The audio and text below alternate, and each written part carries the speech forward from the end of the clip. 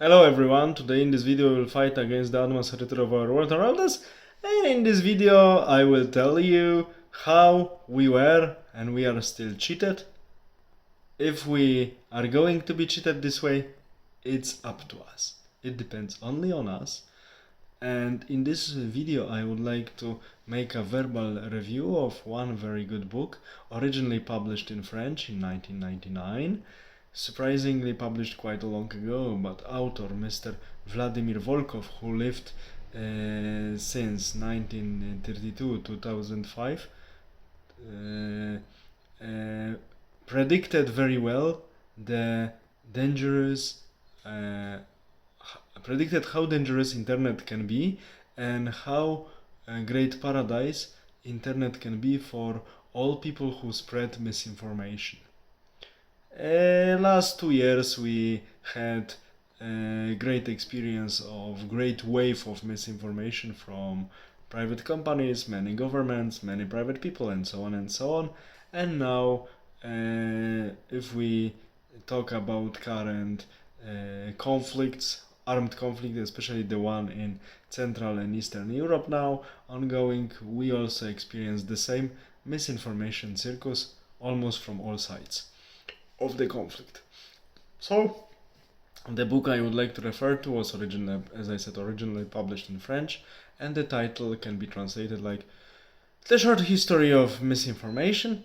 Mr. Volkov uses the French word disinformation, that it's not so concise, but it was accepted in many languages, French and Polish as well, as the equivalent of misinformation. What's misinformation? Misinformation is the usage of the information in a way that we would like to make the other side acting as we want, and at the same time acting against their own interest. So acting in a malignant way towards themselves. This is the definition I actually like the most, because this is the shortest one and the most precise one in my opinion. Mr. Volkov, of course, in his book considers some broader and narrower definition, and he states in the beginning of his book, very important fact, that information is not a fact. And many people who are really subjected to media and all of this crap that is offered to us from media every day is not a fact, it's an information, and very often it's a misinformation. What I really liked from this book is that it's really full of examples, like the chapter about the misinformation that was spread by many governments, by private media agency, and also by private companies that were employed to create misinformation against Serbian armed forces and Serbian state during the wars in former Yugoslavia, 1992 to 1995.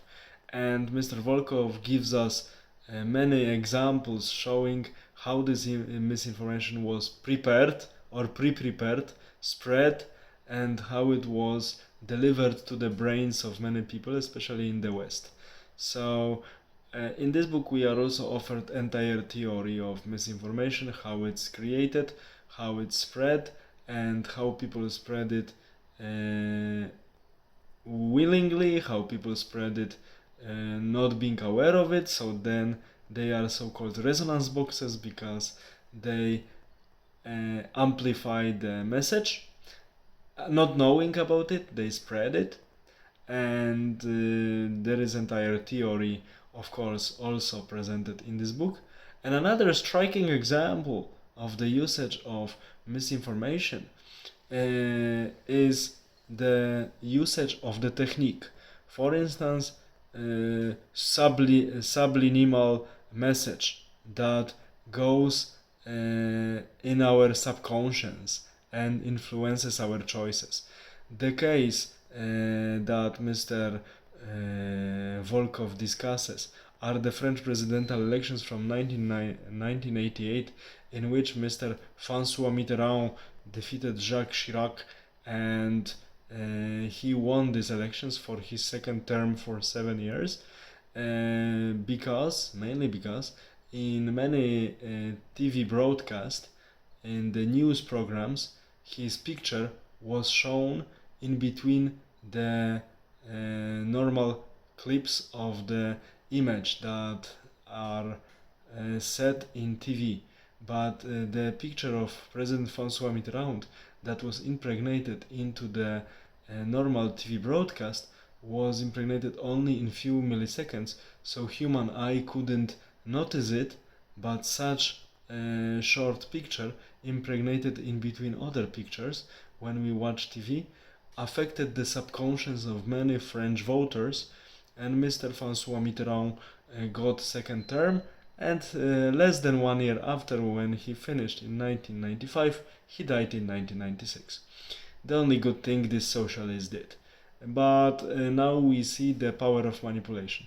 Also, Mr. Volkov differentiates between propaganda and between advertisement.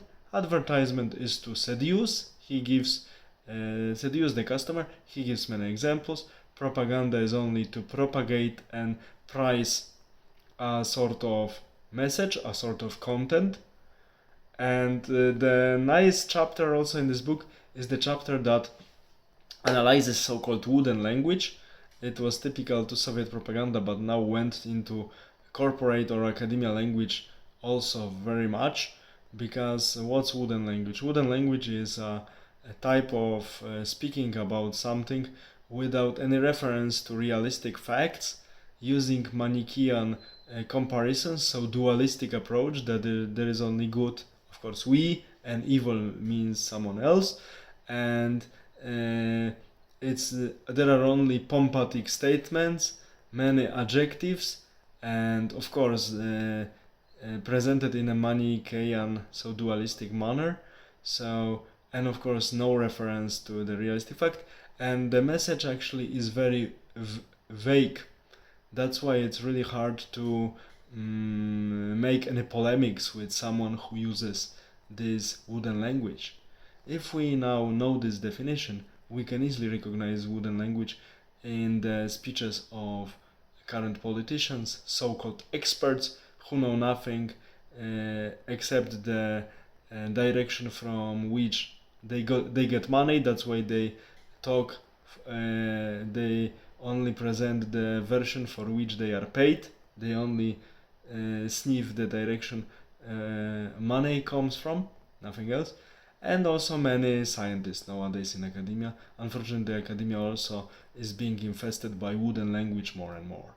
So that's why short history of disinformation by Mr. Volkov, it's very good book. Original is in French. It was translated for sure into Romanian and Polish language.